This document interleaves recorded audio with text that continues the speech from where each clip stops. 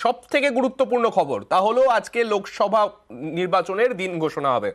লোকসভা নির্বাচন কবে হবে, কত দফায় হবে, কবেই বা তার ফল প্রকাশ, সমস্ত কিছু আজকে জানা যাবে। আজ দুপুর 3টে লোকসভার ভোট ঘোষণা।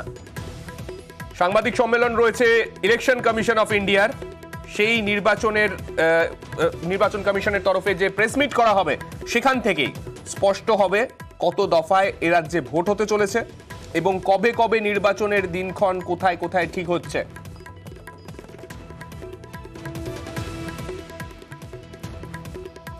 বাংলায় এক দফায় ভোটের দাবি জানানো হচ্ছে ইতিমধ্যেই তৃণমূলের তরফে। সেই দাবি ইতিমধ্যেই গতকাল জানিয়েছেন রাজ্যের মন্ত্রী শশী পাজা। বাংলায় যেন একটা ফেজেই নির্বাচনটা হয়। ইতিমধ্যে আমরা দেখেছি সেন্ট্রাল ফোর্স ইত্যাদি এসছে। এই সেন্ট্রাল ফোর্স গুলো দেখুক ভালোভাবে ইলেকশন সর্বত্র সারা ভারতবর্ষে ভালোভাবে হচ্ছে। শীতলকুচি কুচবিহারেতে যারা ভোটের লাইনে দাঁড়িয়েছিলেন 3 জন নিরীহ ভোটার, তাদেরকে গুলি করেছে, তা মারা গেলেন। ভোটারদের হেনস্থা করা কিংবা প্রভাবিত করা কিংবা ধমকানো, ইন্টিমিডেট করা, সেগুলো কিন্তু চলতে পারে না। আর বাংলায় 7-8 দফার ভোট হলে এটা বাংলার লজ্জা, কটাক্ষ বিজেপি সাংসদ শ্রমিক ভট্টাচার্যের।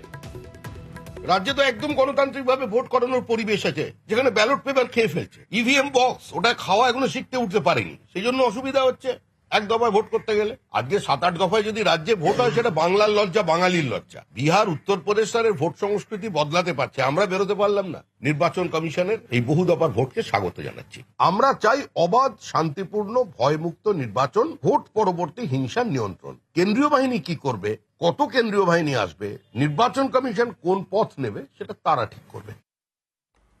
আর এ রাজ্যে এক দফায় ভোট হওয়ার মতো কি পরিস্থিতি রয়েছে, সেই প্রশ্ন তুলেছেন বাম নেতা সুজন চক্রবর্তী। এক দফায় ভোট হবার মতন খুব পরিস্থিতি কি পশ্চিমবাংলায় তৃণমূলের সরকার রেখেছে নাকি? যখন পশ্চিমবাংলায় বামফ্রন্ট ছিল তখন মুখ্যমন্ত্রী কিন্তু বলতেন 8 দফায় ভোট হতে হবে। এখন তো হাল খুব খারাপ। প্রথমে এক দফা না 920 কোম্পানি, এগুলোর চেয়ে বেশি ইম্পর্টেন্ট হচ্ছে মানুষ যেন নিজের ভোট নিজে দিতে পারে। আমাদের সঙ্গে রয়েছেন আমাদের প্রতিনিধি সোমরাজের কাছে যাব। সোমরাজ, এর আগে আমরা 2019-এর কথা যদি মনে করি, 19-এর ক্ষেত্রে আমরা দেখেছিলাম 7 দফায় লোকসভা নির্বাচন হয়েছিল এ রাজ্যে। আজকেও সেই দফা নিয়েই একটা জল্পনা রয়েছে, ক দফায় এ রাজ্যে নির্বাচন হতে চলেছে। এখনো পর্যন্ত নির্বাচন কমিশন সূত্রে ক দফার কথা শোনা যাচ্ছে?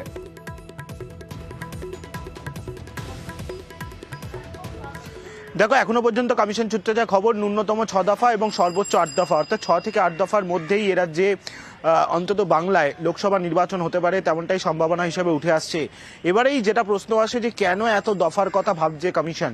2023-এর পঞ্চায়েত নির্বাচনের হিংসার তথ্য তাদের কাছে গেছে এবং শুধু তাই নয়, 2021-এর বিধানসভা নির্বাচন পরবর্তী হিংসার তথ্য নিয়েও তারা গেছে। যখন কমিশনের ফুল বেঞ্চ এ রাজ্যে এসে বৈঠক করেছিল, সেই সময় পঞ্চায়েত নির্বাচনের হিংসার অভিযোগ বারবারই বিরোধী দলগুলির তরফে অভিযোগ আকারে জানানো হয়েছে। 2021-এর বিধানসভা নির্বাচন পরবর্তী হিংসার অভিযোগও তাদের কাছে জানানো হয়েছে। রাজ্যের আইন শৃঙ্খলা নিয়ে একাধিক অভিযোগ বিরোধী দলগুলির তরফে জানানো হয়েছিল নির্বাচন কমিশনের ফুল বেঞ্চের কাছে। কমিশন সূত্রে খবর, গোটা অভিযোগগুলির নিরিখেই কমিশন এবার এ রাজ্যে অন্তত ন্যূনতম 6 দফা এবং সর্বোচ্চ 8 দফায় নির্বাচন করাতে চায়। যদিও দুপুর 3টের সময় সাংবাদিক সম্মেলন করে জাতীয় নির্বাচন কমিশন তা স্পষ্ট করে দেবে। কিন্তু তার সঙ্গে আরও একটা বিষয়, যে ভৌগোলিক রূপরেখা, অর্থাৎ যদি মনে করা হয় উত্তরবঙ্গেই গোটা, অর্থাৎ উত্তরবঙ্গের যে 4টি আসনের কথা বারবার বলা হয়, আলিপুরদুয়ার, দার্জিলিং, জলপাইগুড়ি, কোচবিহার, এই 4টি আসনের ভোট একদিনেই হবে, সেটা কিন্তু নয়। উত্তরবঙ্গের যেমন 2টি আসন এবং দক্ষিণবঙ্গের 2টি আসন, এইভাবেই কিন্তু দফা অনুযায়ী ভোট করাতে থাকবে জাতীয় নির্বাচন কমিশন। অর্থাৎ একদিকে যেমন উত্তরবঙ্গেও ভোট চলবে, দক্ষিণবঙ্গেও ভোট চলবে, পশ্চিমাঞ্চলেও ভোট চলবে। এইভাবেই গোটা ভোট প্রক্রিয়ার দফা ঘোষণা করবে জাতীয় নির্বাচন কমিশন বলেই কমিশন সূত্রে আমরা জানতে পারছি। তার কারণ, যেভাবে আধা সেনা মোতায়েন করা হয়েছে ইতিমধ্যেই, তুমি জানো যে ইতিমধ্যেই প্রায় 150 কোম্পানি আধা সেনা এবং সবথেকে বড় কথা সোমরাজ, এই আধা সেনা যে মোতায়েন করা হচ্ছে, এই আধা সেনা তো ইতিমধ্যেই এখনো পর্যন্ত ভোট ঘোষণা হলো না, তার আগেই আমরা দেখছি এ রাজ্যে চলে এসছে এবং শুধু চলে এসছে নয়, বিভিন্ন জায়গায় রুট মার্চ পর্যন্ত করছে। কিন্তু এই যে আধা সেনা, যে পরিমাণ আধা সেনা এখনো পর্যন্ত মোতায়েন করা হয়েছে, সেই সম্পর্কে এখনো পর্যন্ত কোনো ঘোষণা বা কত আধা সেনা থাকবে রাজ্যে ভোটে, সেই সম্পর্কিত কোনো ঘোষণা কি আজকে শোনা যেতে পারে?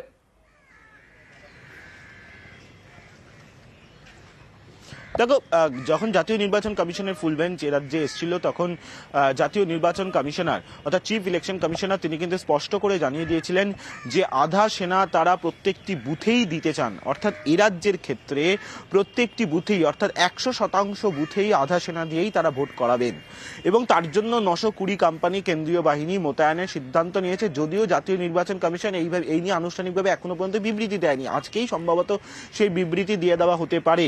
আর যেহেতু 920 কোম্পানি কেন্দ্রীয় বাহিনী মোতায়েন করা হয়েছে, এই কেন্দ্রীয় বাহিনী শুধুমাত্র নির্বাচনী চলাকালীন বুথে থাকবে না, তারা বিভিন্ন এলাকায় স্পর্শকাতর অঞ্চলে মোতায়েন থাকবে।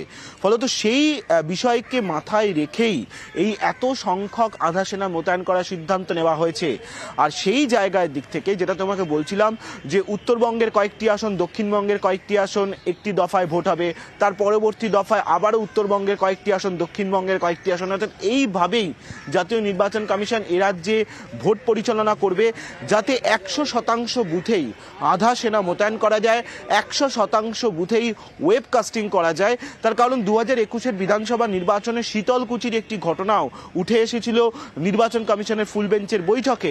শীতলকুচির ঘটনার প্রসঙ্গে জাতীয় নির্বাচন কমিশনের ফুল বেঞ্চ স্পষ্ট জানিয়েছিল যে এবার প্রত্যেকটি বুথে তারা ওয়েবকাস্টিং করবে। শুধু তাই নয়, ওয়েবকাস্টিংয়ের তথ্য সরাসরি যাতে লাইভ টেলিকাস্ট মারফত কমিশনের সদর দপ্তরে যায় সেই ব্যবস্থাও করবে তারা। অর্থাৎ সব মিলিয়ে এবার কিন্তু বাংলায় জাতীয় নির্বাচন কমিশন ভোট নিয়ে কার্যত অতি সক্রিয় এবং সেক্ষেত্রে কমিশন সূত্রে যেটা জানা যাচ্ছে ন্যূনতম 6 দফা এবং সর্বোচ্চ 8 দফা, অর্থাৎ 6 থেকে 8 দফার মধ্যেই এ রাজ্যে ভোট পরিচালনা করা হতে পারে। ধন্যবাদ সোমরাজ।